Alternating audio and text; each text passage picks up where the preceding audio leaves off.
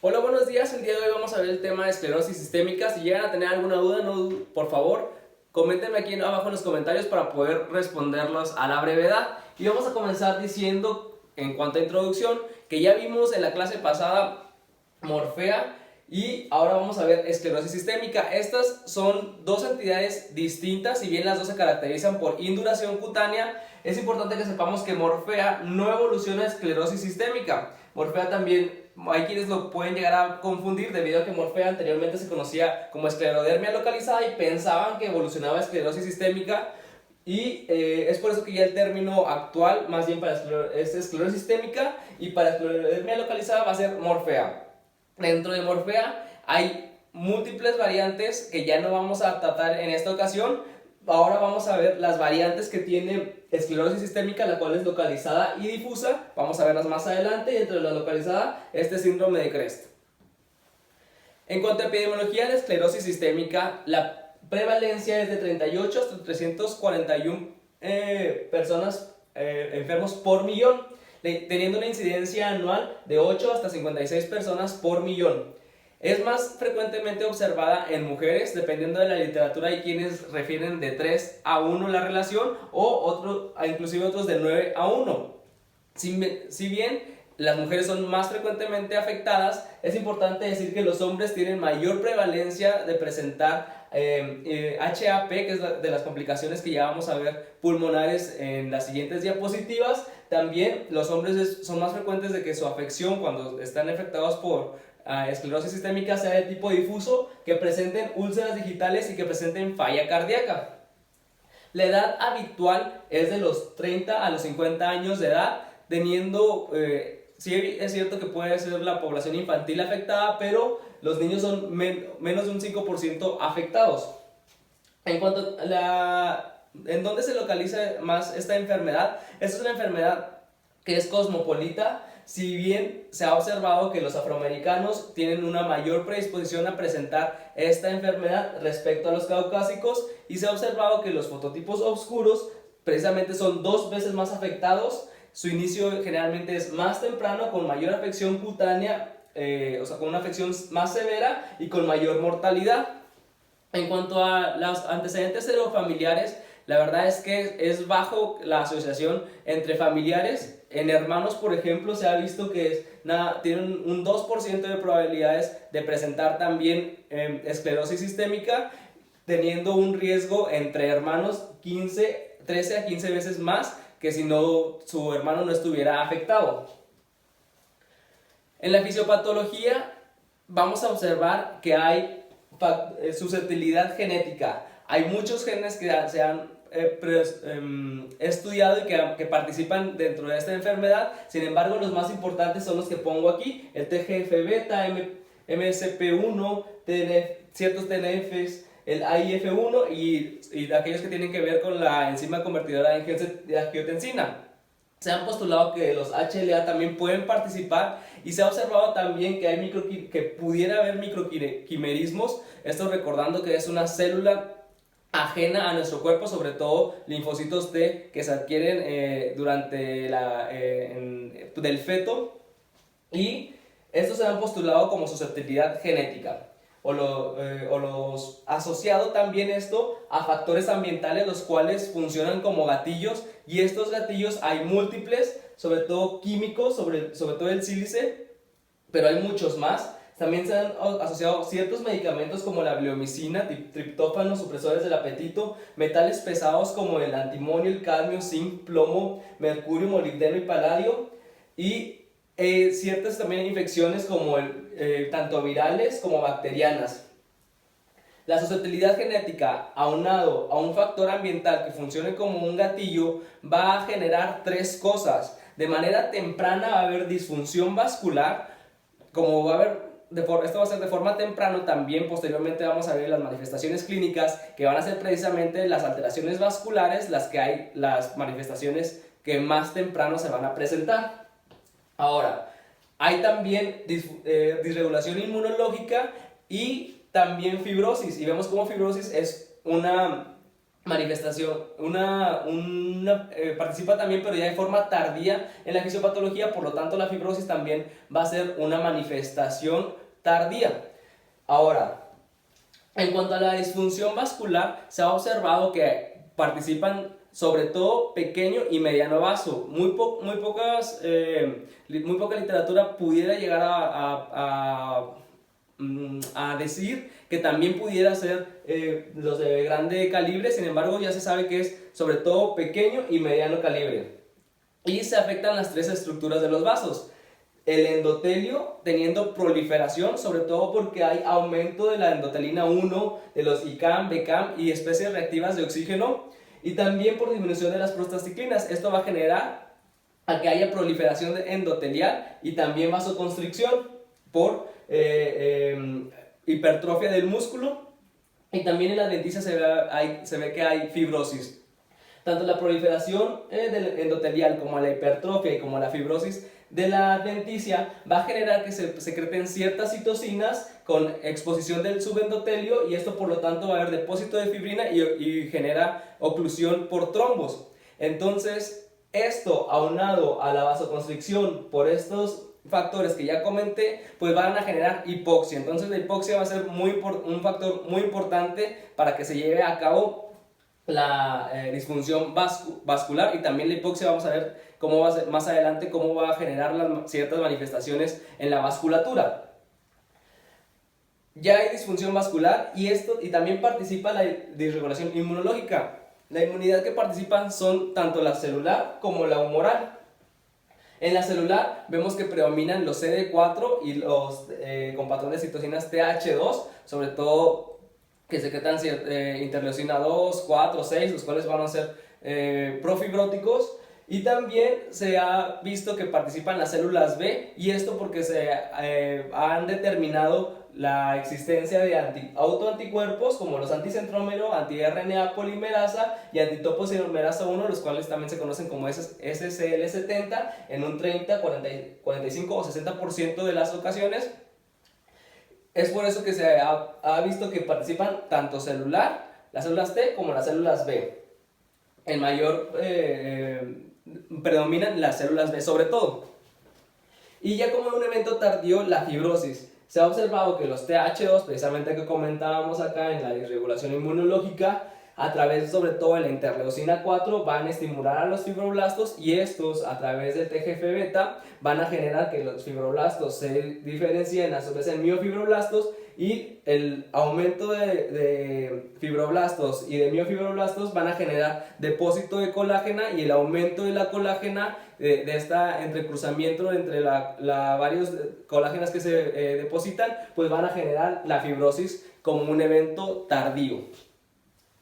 Lo quiero explicar también aquí en esta imagen, ya que vemos cómo es la disfunción vascular. Vemos con el endotelio, la muscular, la denticia. Aquí tenemos a las células inmunológicas, y acá tenemos al fibroblasto, y vemos todas estas vías y vemos cómo están interconectadas, cómo lo vascular tiene relación o estimula a lo inmunológico y al fibroblasto, pero lo inmunológico también reestimula al endotelio y también a los fibroblastos, y los fibroblastos a su vez vuelven a estimular a estos dos. Es decir, es un ciclo constante, y esto va a generar mayor fibrosis, mayor hipoxia, mayor estímulo inmunológico, y es de esta forma que se va a perpetuar el ciclo y van a generar aún mayor manifestación tanto cutánea como extracutánea. En cuanto al cuadro clínico, recordemos que dijimos que hay dos tipos de esclerodermia sistémica, una que va a ser localizada y una que va a ser difusa. Veamos en ambas, si aquí tenemos la extensión de la afección cutánea y aquí lo tenemos en años, vamos a observar cómo ambas, su inicio generalmente empieza con fenómeno de Raynaud. Este fenómeno, posteriormente en la localizada, vamos a observar que después de ciertos años, ahora sí va a haber, como vemos aquí en la gráfica, manifestaciones cutáneas. A diferencia de la forma difusa, desde que inicia el fenómeno de Raynaud, vemos como en ese mismo momento inicia el fenómeno de Raynaud e inmediatamente las manifestaciones cutáneas se empiezan a observar. Ahora, recordemos que el fenómeno de Raynaud es un fenómeno vascular, lo cual correlaciona con lo que ya les comenté de la fisiopatología, que es de lo principal, lo primero que está afectado. Esto es en cuanto a manifestaciones cutáneas, pero también la esclerodermia tiene manifestaciones sistémicas y también veamos la diferencia. Vemos como en la forma localizada aproximadamente hasta los 10 años es cuando empieza a haber manifestaciones sistémicas, a diferencia de la difusa, la cual desde el inicio, sobre todo en los primeros años, empiezan ya las manifestaciones sistémicas, y también hay que diferenciar cómo estas manifestaciones son distintas en cada uno, las cuales ya vamos a ver más adelante. Vamos a empezar con el primer cuadro clínico, con el Raynaud. Si bien no es una manifestación cutánea, quiero que la tengamos en mente, debido a que sí alcanzamos a verlo a través de la piel o a simple vista, y además porque es la manifestación inicial en general de la esclerosis sistémica. Enfermedad de Raynaud se presenta en más del 90% de las ocasiones. Generalmente afecta de forma simétrica, sobre todo manos, pero también puede ser en pies, orejas o nariz, es decir, sitios acrales, y vamos a nosotros observar 3 cambios de la coloración de la piel. Vamos a ver de forma inicial una coloración blanca, esto es sobre todo por disminución del flujo sanguíneo, ya que hay vasoconstricción. Posteriormente hay tanta vasoconstricción que empieza a haber cianosis, por lo tanto la coloración que vamos a ver es azul. Esta cianosis generalmente es dolorosa y es secundaria a hipoxia severa. Y posteriormente, cuando otra vez hay esos vasos ya no están en vasoconstricción, empiezan a vasodilatar, pues ahora hay aumento del flujo sanguíneo y ahora va a haber coloración roja. Entonces, estas son las 3 fases y en ese orden es que se manifiesta el fenómeno de Raynaud. Y esto es muy importante porque eso es clásico, que te hagan la pregunta de cuál es la coloración que se ve primero, cuál es la que se ve en segundo lugar y cuál es la que se ve en tercer lugar. Ahora, el fenómeno de Raynaud hay que saber que puede ser de 2 tipos, puede ser primario o puede ser secundario. El primario es en el que no hay ninguna enfermedad sistémica. El secundario, como su nombre lo dice, es cuando hay una enfermedad sistémica subyacente. Generalmente es esclerodermia, pero hay otras causas con las cuales también se puede presentar fenómeno de Raynaud. Aquí, para nosotros poder diferenciar que si es primario o que si es secundario, vamos a ver en esta tabla. Ya dijimos que ambos prevalece, sobre todo en mujeres. Sin embargo, el primario es mucho más,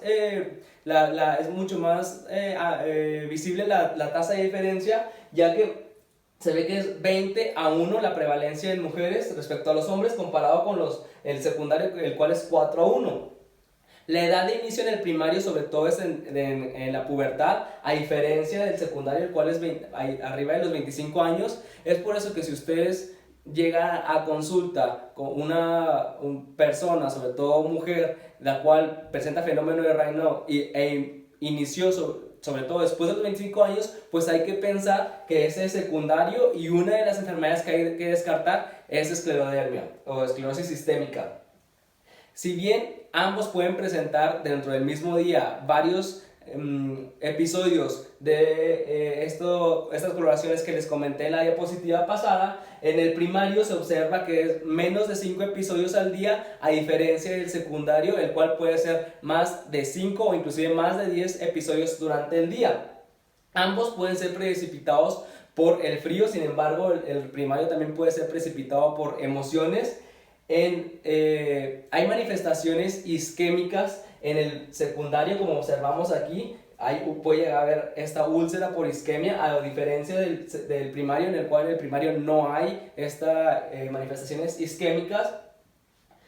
También hay anticuerpos, los que ya dije en la fisiopatología, los cuales van a estar presentes en el secundario y ausentes en el primario. Así es como podemos diferenciar del Raynaud primario y del secundario.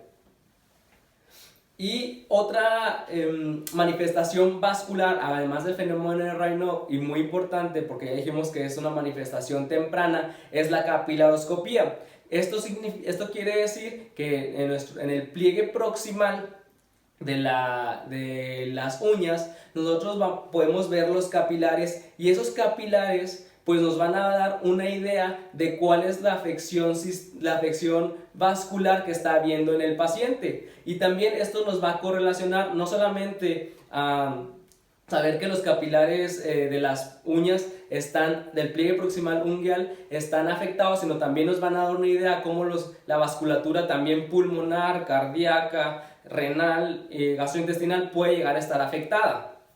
Ahora, lo que hay que observar en los capilares son varias cosas. Dependiendo de en qué etapa se encuentre, si se encuentra en una etapa temprana la enfermedad, una etapa activa o una etapa tardía, es lo que vamos a observar. Por ejemplo, en las etapas tempranas vamos a ver que los capilares va a haber casi ninguno va a estar perdido, casi todos están respetados. Si hay vasos, pueden haber gigantes. Estos vasos gigantes pero son pocos. Este es el dato más específico de esclerodermia. Sobre todo se define cuando el diámetro es mayor a 50 micrómetros. Hay pocos vasos y están generalmente, pueden estar desorganizados, pero aquí en esta etapa todavía no alcanzan a desorganizarse y hay pocas hemorragias. En una fase activa, ahora sí va a haber mayor pérdida de los capilares, va a haber más vasos gigantes, puede haber desorganización leve en el arreglo, en el acomodo de los capilares, y puede haber algunos vasos ramificados y las hemorragias pueden ser frecuentes. Y en etapa tardía, la pérdida de los capilares va a ser severa, va a estar tan ocluido que no va a haber siquiera capilares gigantes, como dijimos que ya no va a haber ni siquiera capilares, pues no va a haber casi ninguno. Puede haber, si llegan a estar presentes, están demasiado desorganizados, unos por aquí, otros por acá, y la mayoría va a haber zonas ausentes de capilares. Pueden haber vasos ramificados y hemorragias no se han descrito. Ahora, como observamos en esto hablado en imágenes, pues vamos a ver cómo aquí está el pliegue proximal de la uña y desde aquí ya se alcanzan a ver los capilares. Aquí ya vemos que están dilatados, es decir, que tiene gigantes. Normalmente, si ustedes observan sus uñas, pues no se deberían de ver, pero aquí quiero poner la imagen para que lo veamos. Aquí vemos cómo no están todos parejitos en un mismo sitio, a una misma altura. Aquí vemos que hay unos aquí, y después hay ausencia en este sitio, después estos están más abajo, estos están más delgados, este está más grueso, como los gigantes que les acabo de comentar, y aquí vemos las hemorragias.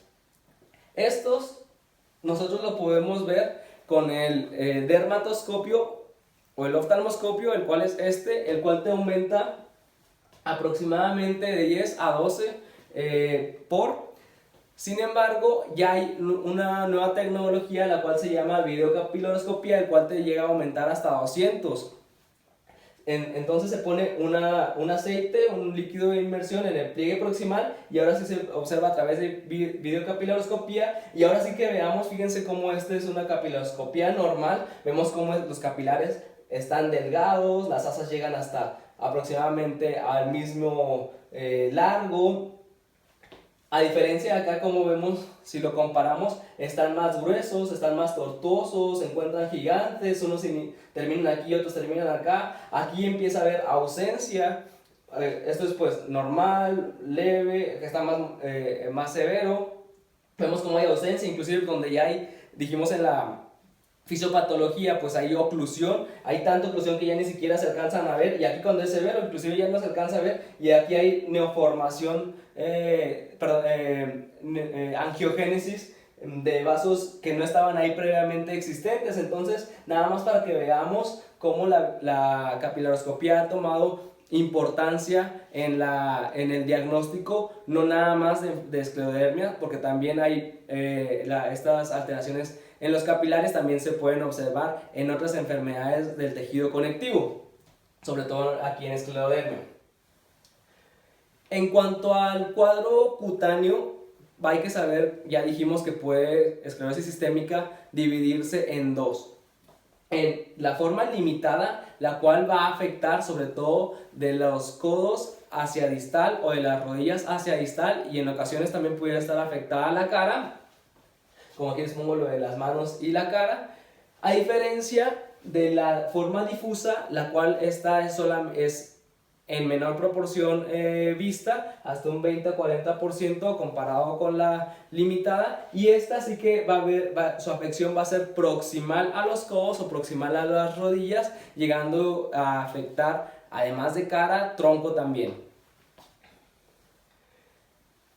El cuadro cutáneo va a tener 3 etapas. La primera etapa es de edema, y esta se ve a los 6 a 12 meses de iniciada la enfermedad. Aquí correlaciona un poco con la afección vascular que vimos en la fisiopatología.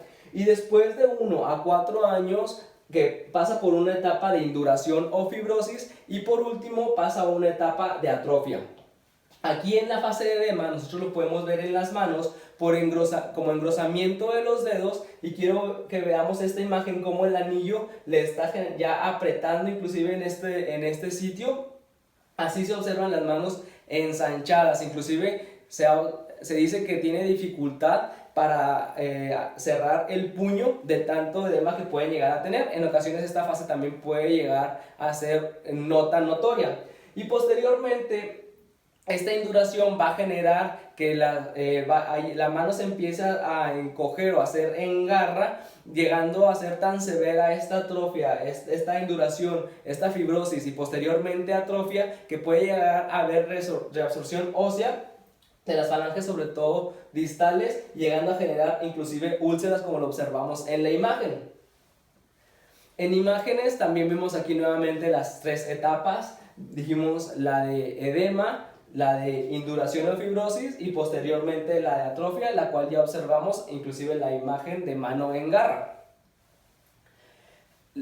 Dijimos que se presenta sobre todo en sitios distales y también en cara. En cara se presenta como una facies en máscara, o también se conoce como facies de pajarito. En máscara se ha observado porque la induración es tanta que llega a generar disminución de las rítides, es decir, de las arrugas, tanto dinámicas como estáticas, como lo observamos aquí. Entonces da una falsa apariencia, como de si la piel se viera joven o como si no tuviera expresión, por eso se le conoce como máscara. Y también se le conoce como en pajarito, debido a que la nariz la hace más afilada, los labios los hace más delgados, hay con microstomía.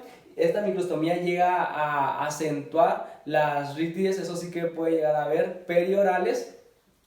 Y aquí aprovecho esta imagen para que veamos estas máculas eritematosas que observamos en ambas pacientes. Estas corresponden a telangiectasias, que más adelante vamos a ver que también es otra manifestación de la esclerosis sistémica.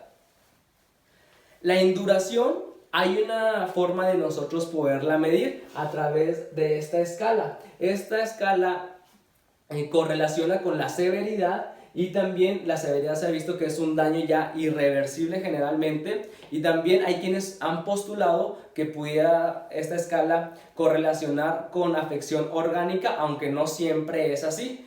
Para nosotros medir la induración a través de esta escala es a través de esta maniobra que observamos aquí, la cual hay que medir qué tanta induración tiene. Si es 0, no tiene induración; si tiene si se le pone como 1 si es leve, 2 moderada, 3 severa, y se mide en 17 áreas, tanto del lado izquierdo como derecho, y dependiendo del score que te salga, pues es la severidad de la induración que tiene el paciente.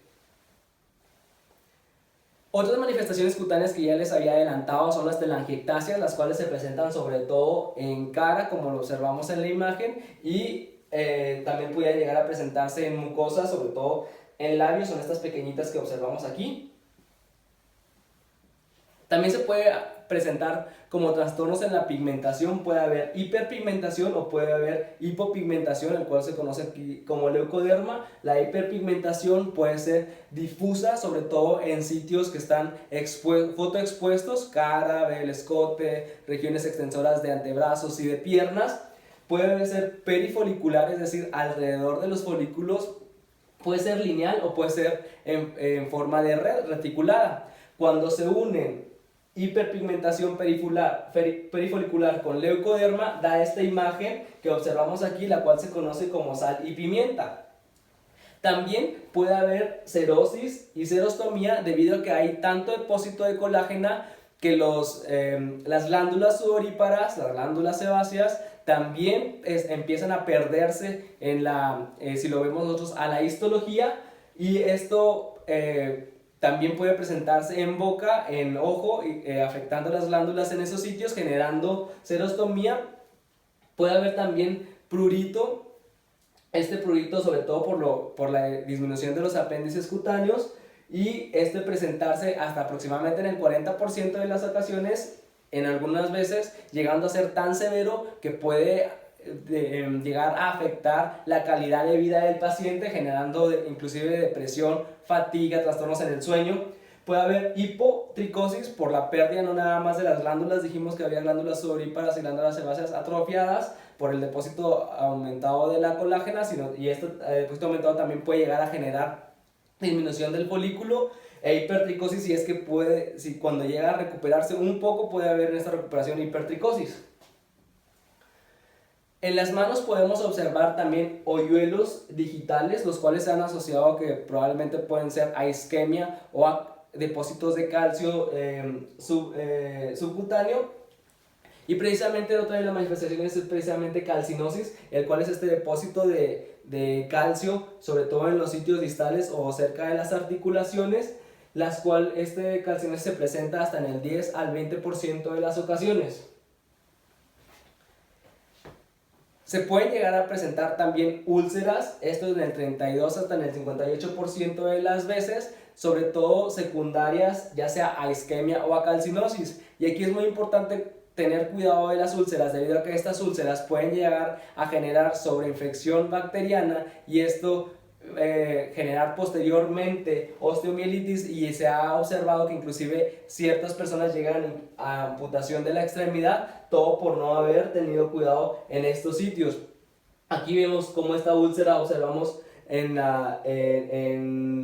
los dedos, y porque dijimos que estaba sobre todo en sitios distales o también en las superficies donde están cerca las articulaciones, pero sobre todo que son en dedos. En cuanto a las manifestaciones extracutáneas, ya vimos todas las de la piel y la manifestación inicial, que son las vasculares. En cuanto a las manifestaciones extracutáneas, vamos a tener que la forma localizada, dijimos que hasta después de 10 años es cuando empiezan las manifestaciones extracutáneas, sobre todo una, la que es la enfermedad pulmonar, hipertensión arterial pulmonar, la HAP. Ahora, por su contraparte, vemos como en la difusa tiene también su manifestación pulmonar, pero esta es sobre todo en una enfermedad intersticial pulmonar. En cuanto a la localizada, también otras manifestaciones extracutáneas es lo que se conoce como síndrome de Crest, el cual ya dijimos que era calcinosis, Raynaud, dismotilidad esofágica, esclerodactilia y telangiectasias. Y en cuanto a la difusa, no solamente se ve afectado a lo pulmonar, sino también hay otros órganos que también se llegan a afectar, como riñón y también corazón. Aquí vemos las otras sitios que pueden estar afectados en esclerosis sistémica, y quiero empezar por el más frecuente, del órgano más afectado extracutáneo, el cual es el sistema gastrointestinal, sobre todo manifestado como dismotilidad esofágica en forma de reflujo, ectasia vascular del antro gástrico, y tiene también además múltiples manifestaciones en intestino delgado, sobre todo, las cuales se pueden llegar a manifestar, una de ellas por ejemplo como mala absorción y después desnutrición, pero hay otras más. Ahora, si bien este es el órgano más afectado, el que hay que tener como más cuidado es el pulmón, porque este es la causa principal de muerte en los pacientes con esclerosis sistémica. De dos formas se puede haber manifestaciones pulmonares. Ya dijimos que puede ser en forma de enfermedad pulmonar intersticial, sobre todo cuando estamos hablando de una forma difusa. Esta está presente hasta en el 53 hasta el 80% de las ocasiones. Y la otra forma de manifestarse es en forma de HAP, sobre todo cuando la enfermedad es limitada, llegando a presentarse hasta en el 10 al 15% de las veces. También es cierto que otra de las clásicas manifestaciones extracutáneas es la renal, una crisis renal. Esto en pocas ocasiones entre un 2 al 10%. Esto era anteriormente muy temido, pero ya se ha observado que con los YECAS mejora esta crisis renal. Esto se refiere a una hipertensión arterial tan severa que lleva a una falla renal aguda y puede llegar a, anteriormente generaba muerte en una buena proporción, pero ya a partir de los YECAS ya casi no. Osteomusculares, sobre todo manifestadas como artralgias, debilidad proximal y puede llegar a generar también roces en los tendones. Estas manifestaciones osteomusculares, si bien se pueden llegar a presentar en adultos, se ha observado que la forma juvenil tiene una mayor predisposición a presentar estas manifestaciones extracutáneas y no tanto la renal, pulmonar o gastrointestinal, sino puede llegar a predominar, a ser un poquito más prevalente la osteomuscular respecto a la forma adulta. Y cardíacas en un 10 a un 50% de las ocasiones, sobre todo como cardiomiopatías. En cuanto a laboratorios, también es importante conocer que los pacientes tanto con la enfermedad limitada o difusa presentan los anticuerpos antinucleares positivos en una gran proporción, hasta un 90-95% de las ocasiones pudieran estar presentes. Sin embargo, ya se ha observado que de forma característica los pacientes que tienen la forma limitada presentan los anticuerpos anticentrómero positivos y sobre todo prevalece en mujeres.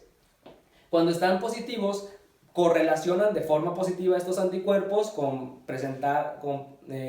mayor riesgo de presentar HAP y úlceras digitales en fases sobre todo tardías. A diferencia de los pacientes que tienen enfermedad difusa, se ha observado otros dos anticuerpos distintos positivos, sobre todo los antitopoisomerasa 1 y los anticuerpos anti-RNA polimerasa 3. Estos se ha observado que se presentan sobre todo en hombres, y los los anti-SCL70 o antitopoisomerasa 1 se ha observado que correlacionan de forma positiva con úlceras digitales, pero estos en fase temprana, y enfermedad pulmonar intersticial y crisis renal. Y los anticuerpos anti-RNA polimerasa 3 se han asociado de forma positiva con progresión rápida de la dermatosis, es decir, de las lesiones que ya vimos de las 3 fases, con crisis renal también, con ectasia vascular del arto gástrico y con cáncer. Hay otros anticuerpos que también se han observado positivos en la esclerosis sistémica. Sin embargo, estos son los que de forma clásica han sido los más estudiados, por lo tanto los que más probabilidad hay de que les pregunten en el ENAR, en el examen de residencia.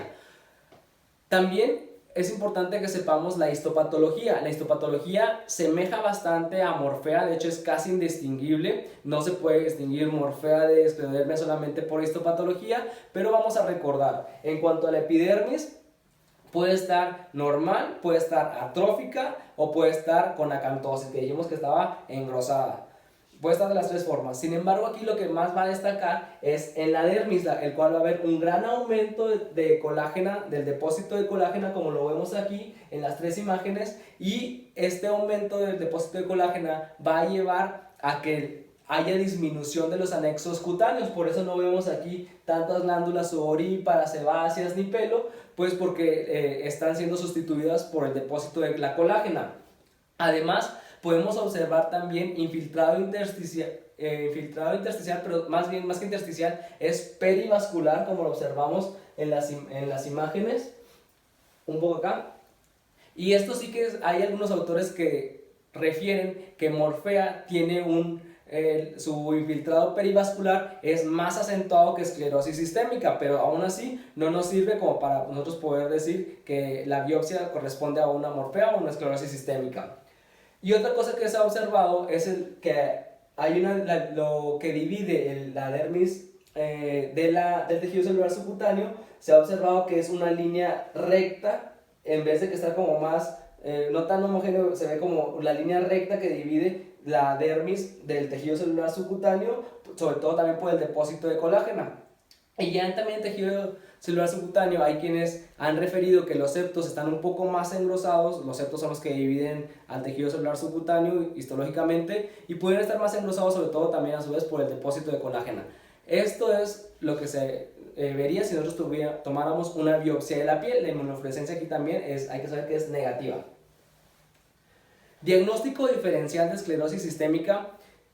Lo primero que hay que saber es cómo diferenciar la esclerosis sistémica de la limitada y la difusa. Ambos en gran proporción presentan reinado, ambos presentan este edema de la primera fase de edema de los dedos, pueden tener ambos fricción en los tendones, pero predomina más en la difusa, ambos pueden tener artralgias, es más frecuente que haya debilidad proximal en la difusa, pero ambos se pueden presentar. Puede haber telangiectasia, sobre todo en la limitada. Puede haber difusión esofágica en ambos en gran proporción, sobre todo en la limitada.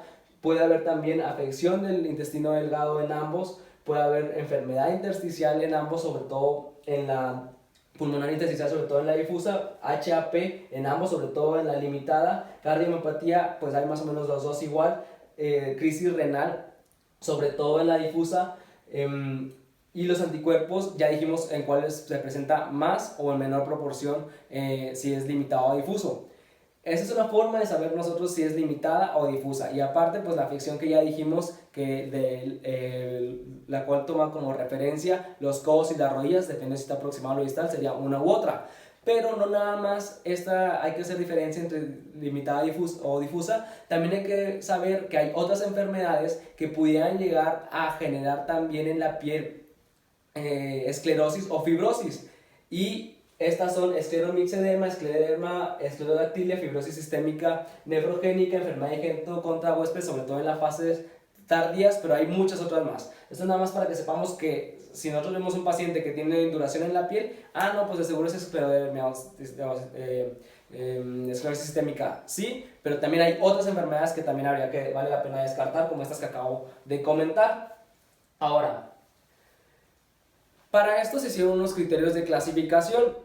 Estos criterios de clasificación están como truqueados, ya que ellos dicen, no, esto no es que nosotros digamos que estamos haciendo diagnóstico, estamos clasificando al paciente como que tiene esclerodermia o esclerosis sistémica. Entonces te dicen, pues, ¿cómo que estás clasificando y no lo estás diagnosticando? Pero bueno, la verdad es que han sido bastante útiles, si bien se hicieron en el 2013 y han sido útiles porque pues, se pusieron aquí de acuerdo los reumatólogos tanto de la Unión Europea como de Estados Unidos y en conjunto hicieron estos criterios de clasificación y dijeron que el paciente clasificaba con 9 puntos. Y se han utilizado más bien estos criterios sobre todo para estudios ya que si quieres publicar en algún journal, pues ya para hacer más homogénea la muestra, pues hacen los criterios de clasificación. Y estos vamos a detallar uno por uno. Y vemos cómo hay diferentes valores que se obtienen dependiendo, por ejemplo, si hay afección proximal, sobre todo a la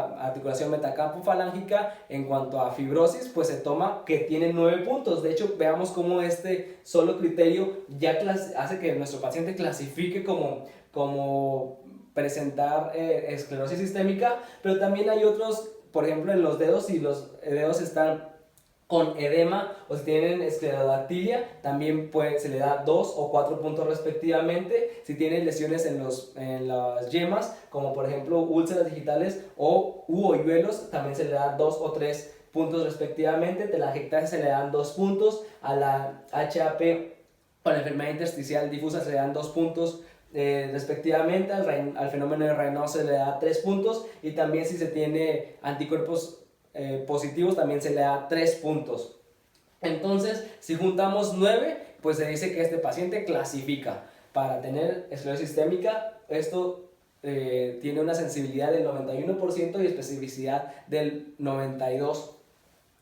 Sin embargo, después ya los japoneses en el 2018 dijeron, bueno, pues ¿qué es esto de que se clasifica o que no? Si no clasifica, vamos a hacer criterios ya específicamente diagnósticos. Y dijeron, bueno, pues vamos a tener que, para que nuestro paciente sea diagnosticado como esclerosis sistémica, debe tener un criterio mayor y un criterio menor. Y el criterio mayor es el engrosamiento de la piel, como ya les dije, de los dedos de ambas manos, que se extiende proximal a la articulación metacarpofalángica.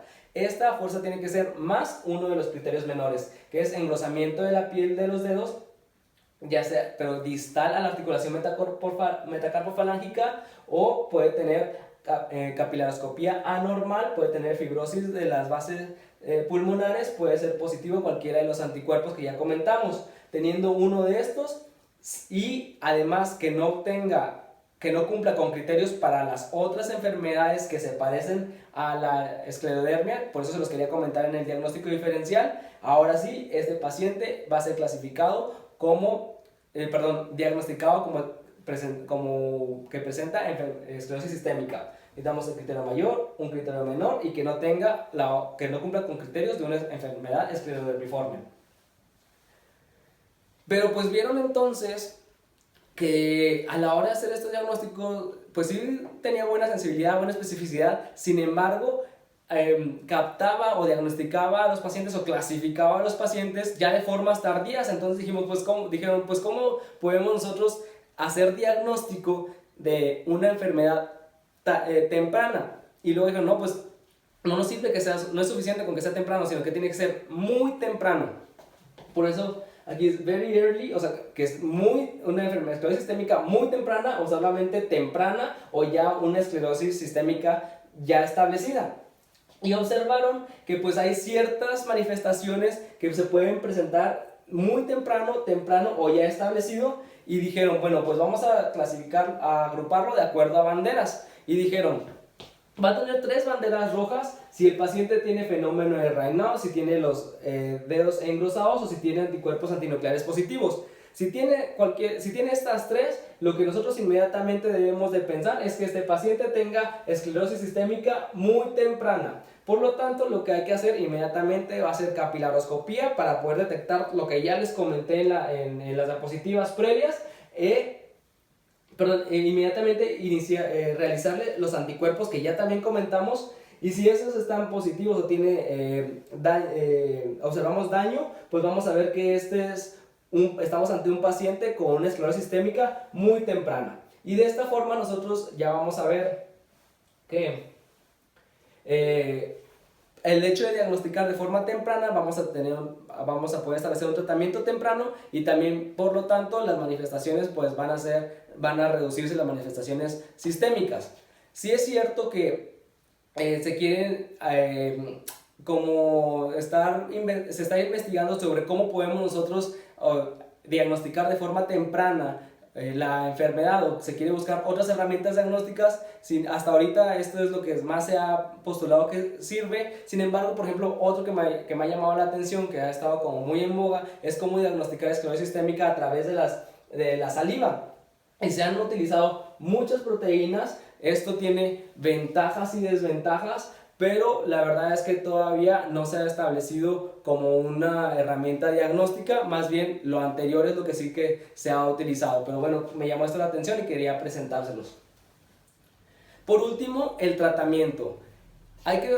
Voy a enfocarme al tratamiento cutáneo. Lo que primero que hay que saber es que en cuanto a la piel, no hay ningún tratamiento que sea satisfactorio. Casi todos tienen una porcentaje de eficacia pues medianón o bajo. El que más se ha utilizado ha sido el metotrexate con un nivel con una recomendación A, pero también hay otros, sobre todo micofenolato, ciclofosfamida, inmunoglobulina, rituximab, fototerapia, terapia ocupacional. Sin embargo, como les digo, no hay ninguno que sea satisfactorio. Sí vale la pena nosotros, como les decía, poder detectarlos a tiempo en very early para poder nosotros disminuir esta curva de las manifestaciones sistémicas que ya veíamos en diapositivas previas. Lo que sí se ha observado es que esteroides no se debe dar. Si acaso se puede llegar a dar en etapas muy tempranas y a dosis muy bajas, y cuando se dice dosis muy bajas, lo que más han postulado es que sean menos 5 miligramos al día, y no se deberían de dar porque ya se ha observado que correlacionan con crisis renal. Por lo tanto, la verdad es que los esteroides hay que tomarlos con cautela. Sí es cierto que hay otros medicamentos que se han postulado o que están en estudio, como el imatinib, desatinib o trasplante autónomo de células madres. Sin embargo, pues apenas está también en estudio, son pocos los pacientes que han sido tratados. Y como les digo, pues se sigue buscando para el endurecimiento cutáneo algún tratamiento que sea efectivo, porque hasta el momento no lo hay. Para el fenómeno de Raynaud se ha observado también que pueden servir los calcio antagonistas, los inhibidores de la 5-fosfodiesterasa, el iloprost, bosentan, fluoxetina, prazosin, nitroglicerinas tópicas, N-acetilcisteína. Sin embargo, pues si vemos aquí que algunos tienen un buen nivel de evidencia, otros no tanto, algunos son con metaanálisis, otros con, solamente en revisiones de Cochrane. Pero bueno, lo que sí se ha observado es que es muy importante generar modificaciones en el estilo de vida, sobre todo evitando el frío, porque ya dijimos que el frío es uno de los desencadenantes del fenómeno de Raynaud. ¿Cómo lo podemos hacer? Pues no teniendo una exposición a temperaturas bajas, utilizar guantes, por ejemplo, entre otras actividades. Las úlceras digitales también se han postulado que pueden ser útiles los inhibidores de la 5-fosfodiesterasa, el iloprost, bosentan, atorvastatina, vitaminas E. Sin embargo, también, como les digo, pues son metaanálisis, otros estudios que no han sido totalmente contundentes. También se ha postulado el tratamiento no farmacológico. Hay algunos artículos que dicen que sí funciona, otros artículos que dicen que no funciona, como cuáles, como el oxígeno hiperbárico, el ejercicio, la presión negativa y ontoforesis. Para la calcinosis se ha también postulado también a través de reportes de casos. No crean que es algo que ya se sepa que sea para todos, pero bueno, pues es la warfarina, diltiazem, los bifosfonatos, la aminociclina, la inmunoglobulina, la colchicina, el láser CO2, la decisión. Lo que sí se sabe y que todos están de acuerdo es que los antibióticos se deben dar en caso de que haya sobreinfección, porque ya dijimos que eso puede llegar a generar osteomielitis y posteriormente amputación. Para las telangiectasias se han utilizado diferentes láser como el PDL o la luz pulsada. Para el prurito se puede observar la naltrexona. Para la acidosis también humectantes y antihistamínicos. Para la hiperpigmentación y el leucoderma, el camuflaje a través de maquillaje. Para la hipotricosis y para la hipertricosis, la verdad es que todavía no hay nada que se haya postulado que puedan ser útil para esto. Ya así es como vamos a tratar a nuestro paciente en cuanto a la piel. Sin embargo, no es suficiente nada más tratarlo y ya que nos llega a nuestra consulta y decimos, pues vamos a darle metotrexate, no hay que darle esteroides y tal. Pues es importante que tengamos en mente todas las manifestaciones extracutáneas que puede llegar a tener. Por eso, dentro de los estudios que se le deben de solicitar, por ejemplo, para lo pulmonar, pues será un atacar, será una difusión del CO2, pues será también para lo cardíaco, pues será un ecocardiograma. Y para lo renal pues hay que pedirle la química sanguínea, una depuración de creatinina, la toma de la TA constante para vigilar que no haga crisis renal. Entonces sí es importante que sepamos que hay hay más que hacer además de lo cutáneo para el bienestar de nuestro paciente, para poderlo evaluar de forma integral. Y no nada más en cuanto a los otros órganos, sino también hay que estar al pendiente en cuanto a lo oncológico, debido a que se ha observado que estos pacientes tienen 1.5 a 5 veces más de riesgo presentar cáncer respecto al resto de la población, sobre todo la forma difusa, cuando se presenta a mayor edad, aquellos pacientes que tienen crisis renal, y también en las mujeres. El cáncer, hay varios que sí se han visto que correlacionan de forma positiva con la esclerosis sistémica, y hay otros que no. El que más se ha observado es el pulmón, pero también otros es el mama, hematológico y colon. Y algo que a mí me llamó la atención es que si bien se ha asociado un poquito más a cáncer, no ha diferido en cuanto a la sobrevida tanto. Ahora, estas manifestaciones oncológicas pueden ser debido a inflamación, debido a que pueda manifestarse de forma paraneoplásica, o debido a que pueden llegar el cáncer estar asociado no tanto a la enfermedad, sino a los fármacos que se utilizan para tratar la esclerosis sistémica. Y en cuanto al tratamiento, así como ya dije el tratamiento que hay cutáneo, también es importante que sepamos el tratamiento pues para lo pulmonar, para lo cardíaco, para lo renal, para el gastrointestinal. Sin embargo, ese tratamiento pues ya será tema que ustedes verán en sus otras materias y que escapa de esta charla. Por último, comentarles el pronóstico. Estos pacientes mueren, sobre todo la causa es pulmonar. No nos vayamos a confundir, porque así puede preguntarles en el ENAR. Causa Órgano más frecuentemente afectado, gastrointestinal.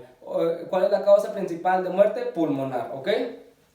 La tasa de mortalidad es del 2.3 a 3.5, teniendo una sobrevida, fíjense cómo si es baja, a los 5 años tienen un 75% de morir, pero si vemos a los 10 años está hasta un 62%.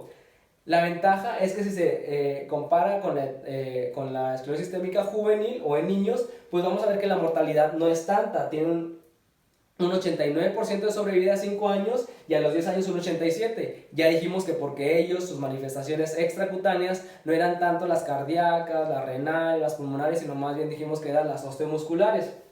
La expectativa de vida está bastante reducida, hasta un 16 a un 34 años menos de vida respecto a la población general. Y nosotros vamos a saber que el paciente puede fallecer ya sea por relación con que su causa de muerte esté relacionado con la esclerosis sistémica o no relacionado con la esclerosis sistémica. Cuando está relacionado a la esclerosis sistémica, que es la mayoría de las veces, ya dijimos que es sobre todo por lo pulmonar, pero también puede ser en segundo lugar, también cardíaco o renal. Y cuando no está asociado a la enfermedad, puede ser por cáncer, puede ser por infecciones, por aterosclerosis de cerebro y cardiovasculares. ¿Quiénes van a ser los que principalmente, o factores de mal pronóstico? Pues van a ser sobre todo hombres, ancianos, fototipos oscuros, aquellos que presenten úlceras digitales, tipo de escleroderma difuso, pues va a ser también otro factor de riesgo respecto a la limitada. Cuando tengan afección orgánica, cualquiera de la que dijimos, pulmonar, cardíaca, renal, aumento del ABCG, tabaquismo positivo, o que tengan Recuerdan que les comenté que hay una escala para nosotros poder medir la induración. Cuando es más de 20 se considera severa y estos también pues se consideran como un factor de mal pronóstico. Y es así como terminamos nuestra charla y si llegan a tener alguna duda, alguna pregunta, no duden en escribirme, recordando siempre que la esclerosis sistémica hay una forma de detectarla a tiempo. Esto es importante para nosotros poder disminuir la probabilidad de afección orgánica y tratar y recordar que si bien la afección, el tratamiento cutáneo no es tan efectivo, sí que hay otras cosas que nosotros podemos hacer para que la sobrevida pueda ser aún mayor y no mueran, dijimos, sobre todo de causas pulmonares.